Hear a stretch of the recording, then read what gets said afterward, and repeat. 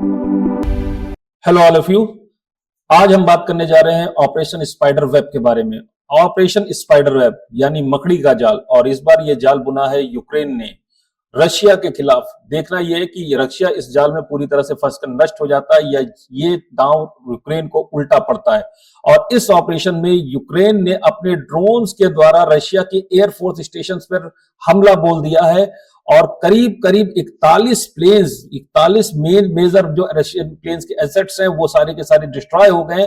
$7 billion तक का जो है रशिया को नुकसान होने की बात कही जा रही है, लेकिन यहाँ नुकसान पैसों से ज्यादा उनके प्लेन्स का है। बड़े स्ट्रेटेजिक प्लेन्स थे और इन प्लेन्स को बहुत ही सस्ती किस्म के एफपीवी ड्रोन्स, जो फर्स्ट पर्सन व्यू ड्रोन्स होते हैं, इनके द्वारा इनको नष्ट किया गया है। और एफपीवी ड्रोन सिंपल तरह का ड्रोन होता है जो कि आप देख सकते हैं, और इसमें एक्सप्लोसिव लैडर होता है जिसको शॉर्ट रेंज तक इसका ऑपरेटर जो है गाइड करके ले जाता है और अपने टारगेट्स को डिस्ट्रॉय करता है। इंटरेस्टिंग बात यह है कि यूक्रेन के ये जितने भी ड्रोन से अटैक किया गया है वो सारे के सारे ड्रोन जो है बड़े ही शॉर्ट रेंज के हैं, और अटैक रशिया में बड़ी ही गहराई में जो उनके एयरफोर्स स्टेशन है वहां पे बहुत गहराई में जाकर ये अटैक हुआ है, क्योंकि रशिया ने जानबूझ के अपने एयरफोर्स को के जितने भी प्लेन्स हैं उनको ऐसी जगहों पर रखा था जो कि यूक्रेनियन मिसाइल्स, जितनी भी यूक्रेनियन मिसाइल्स है, यूक्रेनियन ड्रोन की रेंज से ज्यादा हो।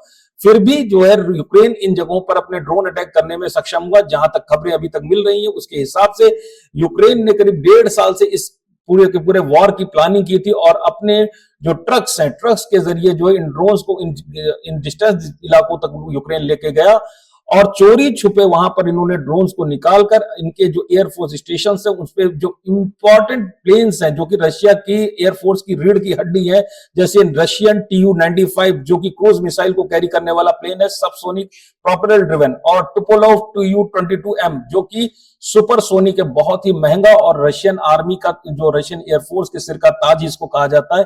कहीं भी ये स्ट्राइक कर सकता है अपनी मिसाइल्स के जरिए, और मिसाइल को ले जाने की कैपेबिलिटी इस बॉम्बर में बहुत ज्यादा है। ऐसे बेहतरीन प्लेन्स का नुकसान इस बार रशियन को इतने छोटे कैटेगरी के ड्रोन से हुआ है। और जो एयर ड्रोन्स के एफपीवी जो हमारे फर्स्ट पर्सन व्यू ड्रोन्स हैं, इनके जो कैमरे से जो रिकॉर्डिंग की गई है उसमें दिखाई जा रहा है कि लाइन से रशियन प्लेन्स जो है एयरफोर्स स्टेशन पर अपने खड़े हैं और उनके ऊपर हमला हुआ है, और पूरा का पूरा एयरफोर्स स्टेशन जो है वो नष्ट होने की कगार पर आ गया है। बड़ा ही भारी नुकसान हुआ है।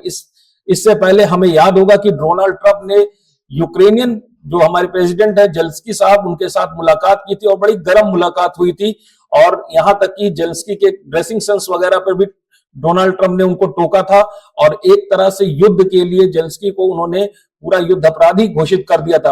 और इसके बाद अमेरिका और यूक्रेन के रिश्तों में बड़ी खटास आ गई थी उस वक्त, ऐसा लग रहा था। और उसके बाद जो डोनाल्ड ट्रंप ने जितनी भी वर्ल्ड स्टेज पर पुतिन के समक्ष और यूक्रेनियन प्रेसिडेंट के ऊपर जो दबाव डाला, उससे एक समय लगने लगा था कि शायद हो सकता है कि दोनों देश रशिया और यूक्रेन के बीच में फिर से शायद कोई शांति समझौता हो जाए, चीजें फिर से नॉर्मलाइज हो जाए और वर्ल्ड इस युद्ध से बाहर निकल आए। लेकिन अब तो ये बात ईगो पर आ गई है। प्रेसिडेंट पुतिन इस चीज को बिल्कुल भी सहन करने वाले नहीं है। शुरुआत यूक्रेन ने की है, युद्ध को बड़े स्तर पर एस्केलेट कर दिया है यूक्रेन ने, लेकिन खत्म क्या इसको पुतिन करेंगे ये तो वक्त ही बताएगा। फिलहाल के लिए विश्व के लिए ये अच्छी खबर नहीं है। जिस वॉर को हम लोग खत्म होते हुए लगभग देख रहे थे, अब लग रहा है कि वो फिर से नए स्तर पर पहुंच रहा है। तो आज के लिए इतना ही, फिर मुलाकात करेंगे नेक्स्ट वीडियो में, तब तक के लिए जय हिंद।